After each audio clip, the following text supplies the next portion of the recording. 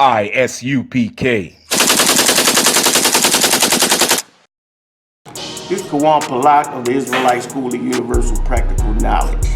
We out here in Baltimore, Maryland, man. And just recently, we went down to Little Italy to confront the candidates that are running for mayor. All right, here are our candidates right now. Through Naraja.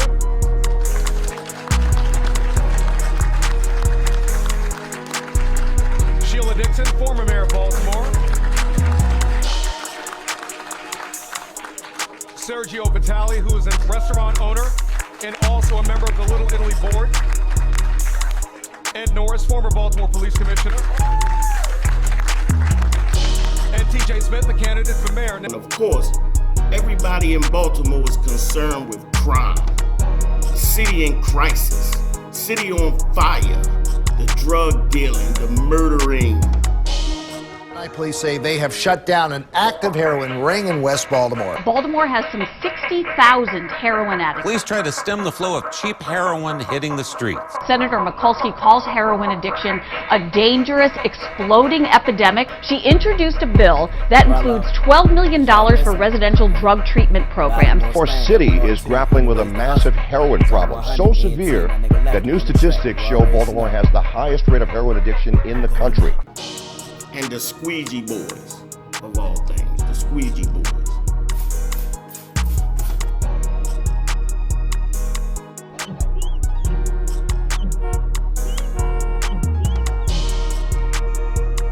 Well, you know, we talked about squeegee kids just a moment ago. It's symbolic in a way. There are a lot of county residents who won't come into the city because they're off put by the brigade of homeless people, squeegee people. Just the welcoming committee that they get at the end of 83 and at the beginning of the city. And it's already illegal to solicit in the streets. Our children started being squeegee kids. Right. So now they want to mass incarcerate our damn children because they're squeegee kids because everybody failed us. Little squeegee boy, you look the other way, but I know you see me, boy. Can I wash your window, give you that clear view, so you can see exactly where the nigga been through? Crime is more or less overtaken Baltimore. Got a lot of residents feeling afraid, not able to come out their houses. A lot of us are being victims to this crime. You know, but we understood that because of the scale and the ferocity of the actual crime, that these things are man-made and it's happening all over America.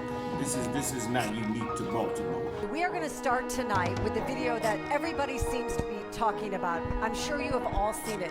It is of a police sergeant this weekend responding to a call on Pennsylvania Avenue when he tries to interact with a suspect, and then he is kicked and spit upon him. We're just going to watch this as it is happening. Take a look at the monitors here behind the panelists. There's one here, and there's one here, folks, if you can't see it.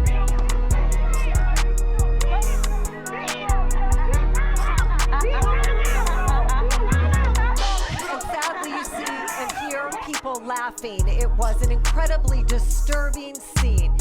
America is a haven or corporation of injustice. Now look at this. If I commit a crime to you and in your neighborhood, if I rob a store in a black neighborhood, if I do something wrong or evil to a black person, then I should make my amends to that community and that people. Why do I then have to go to a white corporate prison to make my amends to white corporate America when I've done a crime in the black community? This is how unrighteous America actually is. America cannot afford to point the finger at anybody else besides themselves. They cannot be the moral compass of the world. And they especially cannot judge black people in black communities, considering the damage that they've done to this people. Baltimore County police officer throwing 76-year-old Rena Mellerson to the ground outside her Lochran home. I hope this will never happen to anybody else again because it's not a good feeling.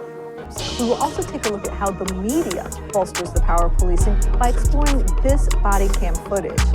News organizations build it as an officer's life on the line, but never question exactly why this encounter happened in the first place. My name is John Bunn. I was recently exonerated after 27 years for being accused and convicted of a crime I had no knowledge of, I had nothing to do with. I was 14 years old. I'm an innocent man, Your Honor, and I have always been an innocent man, Your Honor. Politicians have made a business model out of criminalizing black men, sending them off to Hagerstown to work in privatized prisons, paying them a can of tuna fish a day while they put billions in their pockets. But they don't want Baltimore to be crime-free. They don't want squeegee kids off of the corner. They don't want murders to stop in Baltimore. Why would they? They're making billions upon trillions of dollars pushing criminality. Police going in black neighborhoods, terrorizing black people. So not only do you have to worry about the criminals, you have to worry about the police too. Not knowing if you get stopped by the police, is this gonna be your last day? Look, it's an impossible situation out here in Baltimore. That's why we're trying to bring information to the people, to let black folks know, look, going the way of these politicians is going to create more crime. It's going to get more of our children out on the corner. It's going to put drugs in the hands of our children. It's going to get our daughters on the stripper pole. That's what's going to happen when we go out and vote and put our trust and our faith in these politicians who have done nothing but fill their own pockets. Baltimore thrives off of criminality. The bail money that comes in, the lawyers that are getting fed, the dope that goes in police lockers and then out the back door of the police locker. The warrant apprehension piece is, to me, the most important thing you can do.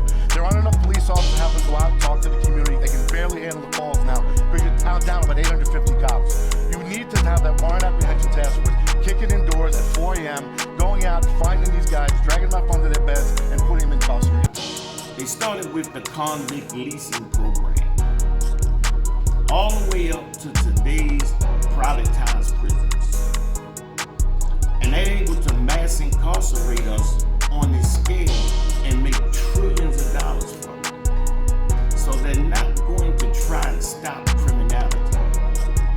Putting more police in the communities does not stop criminality. Look, we have more combat police patrols than they had in World War I, II, Korea, and the Gulf War, and the Vietnam War put together. There's more police officers in black neighborhoods than there are in white neighborhoods, but yet their communities are safe. More police will never curb the crime because this is a business model that white corporate America makes trillions of dollars off. First of all, welcome to Little Italy on behalf of our neighborhood. We're so happy that you're all here. And I am third generation Italian in Little Italy. My grandfather came here in 1926 and built most of the steps and the brickwork, and my husband too. Now, we have the safest neighborhood in Baltimore, but everybody left us. The police says, you got the safest neighborhood. How do you think we keep it safe? We take care of our own, but we still need somebody to help us down here. Absolutely. And in fact, one of the things that we're doing was we're expecting communities to do the policing. We're expecting businesses to do the policing. Downtown, they are hiring private security. In so many neighborhoods, people are turning to private security. I need to stop right there because we always get left out because we have always took care of ourselves down here. Yep. And always. We need We're hardworking. hardworking people. But we are done with, you guys have to help us too. Why should I vote for you? Are you going to come to Little Italy and make sure our citizens are safe in this neighborhood? Our grandmothers, our aunts, our citizens that have been here since the 1900s and came from Italy and worked hard, never asked for a dime from nobody. Little Italy is, of course, a white section of Baltimore that's been there since the 50s. The integrity of those businesses have been steadfast and maintained over all of those years. All right? White woman gets up and talk about how they came and they had to work and they weren't given anything and they were able to thrive, but now they have so much crime in their community that they need help.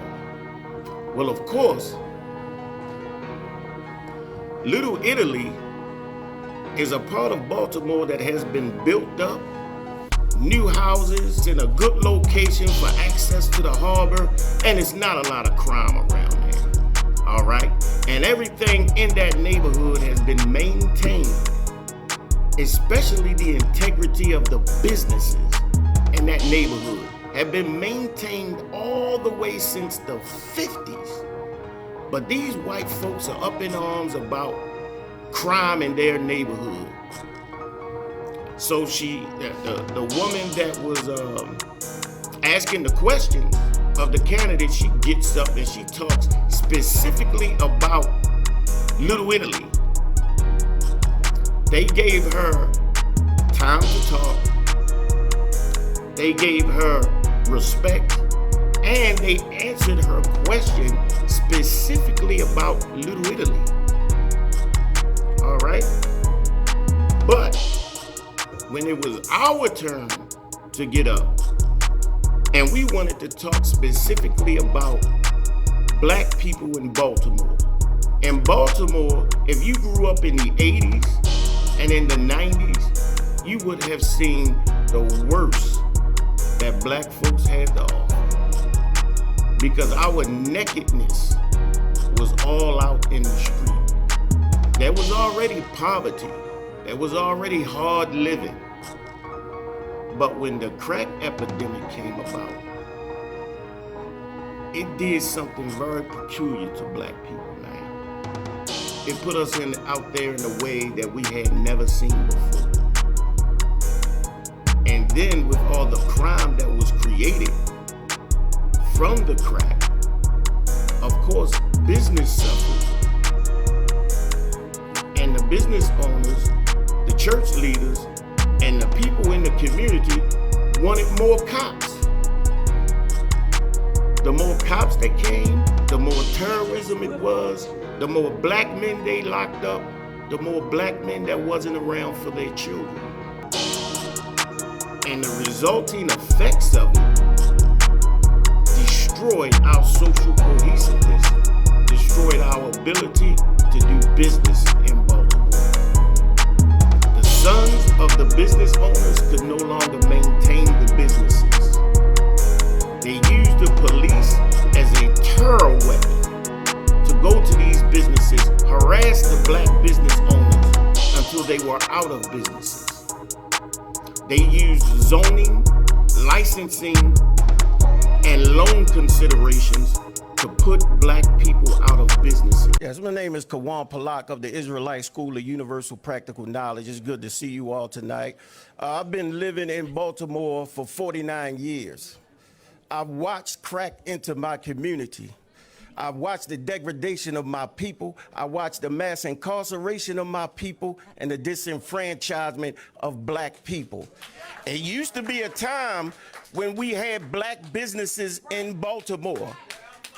That was a way that we had an inheritance and we had a way to make money. And I noticed after those businesses were gone to every other race of people that came in, our children started being squeegee kids. Right. So now they want to mass incarcerate our damn children because they're squeegee kids because everybody failed us. Come on, what's your question? When are we going to get black businesses back in Baltimore? When are we going to have a fair distribution of the licenses, the certifications, and the considerations for businesses in Baltimore? A plan. Anyone who wants to come in as a squeegee boy and wants a job, we will take you. We'll put our money where our mouth is. We want people to be our customers, our guests, our staff. We want to work together. We live here, and we're of Baltimore. Baltimore has to do well if we're going to do well, and vice versa. And I'm happy to offer a job to anybody. Did I ask the devil about jobs? Why would we want crumbs from white people in Baltimore when we could have our own businesses and hire our own children? When I asked the question, I said nothing about jobs. I talked about self-reliance and empowerment. Unfair business practices is what is destroying the black community in Baltimore right now. Poverty, 50% unemployment, half of us working, half of us not. The half that's not working has no choice but to sell drugs or prey upon those who are. So you got a powder keg, man. Everybody trying to fight over the little bit of resources that are available to black people in Baltimore. We spoke of fair loan considerations, fair licensing, fair zoning. But this devil talks about giving us jobs, giving us crumbs. See, because the only relationship the white man will ever see is you as a subordinate, you as an employee, you as the slave, him as the master, the owner, the employer. That's the only relationship he's ever going to see concerning you. That's why we asked the question that we asked, and that's why they could never answer that question. Because they never had a plan for black prosperity. They talk about Baltimore coming together as all races. There's only one race that's in absolute poverty and hurting in Baltimore, and that's the black race. White people in Little Italy, Canton, their trash is picked up on time. Their streets are cleared of snow. Their businesses, they've held those same businesses for 50 years. Those businesses are held for them by law. They bring in a ridiculous amount of money filling up beds for privatized prisons. No mayor is going to stop that. And no candidate is even going to think about stopping that. And that's why they could not answer the question. If you want real solutions for black people, you gotta come up in the Isupkbmore, man. If you wanna know what Baltimore can do to be fixed, you gotta come to 3428 Eastern Avenue. Between 7 to 9 o'clock every day of the week, brother. And we will give you the answers. We'll give you the solutions. You're not gonna find it with Baltimore candidates. Nevertheless, on February the 6th, we are going to confront these candidates once again. We're gonna bring some heavy-hitting questions that we know they cannot answer, but we're gonna show black people in Baltimore that these candidates are not the answer, that they don't have answers for black people, and they don't want to see the prosperity of black people. They want more of the same.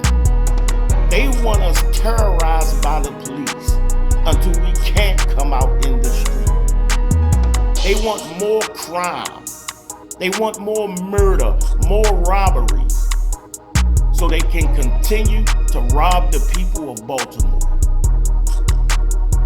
And we're gonna bring that out. February the 6th, man. Go to Isupkbmore, Baltimore Israelites, No Cowards Baltimore MD YouTube channel. Subscribe. Wait for this heavy hitting thunder that's coming down on February the 6th, because we're going to confront them again, brothers. I'm not letting nobody tell you crap. You know why? Because I never saw you before. But you a black man like me. That's right. And it's worth something. My whole life was trying to find something to follow. Had loyalty, every man tried to borrow. Felt pain and a lot of sorrow. Got betrayed, so packed, I didn't even have my heart broke. Living confused, about to lose hope. Cops got me on the side of the road like a sideshow. Need an antidote before I croak. Now I'm setting fire to rhythm man blues, call this guitar smoke. Rebel with no cause, trying to find direction. The world got me vexed. Picked up a bad liquor habit that's hereditary from oppression. Felt like my life was on fire, trying to find an exit. Now look, 10 G's plus a good wreck. Sometimes a follower is a soldier, trying to find a good ship. Plus when you in hell, how do you excel? Wisdom the breath of life, I don't believe in fairy tale. Listen well to what I tell. No calling can cause pain, something that a rebel knows very well. Can't you tell I was sent from the Lord? Got a tongue like a two-edged sword.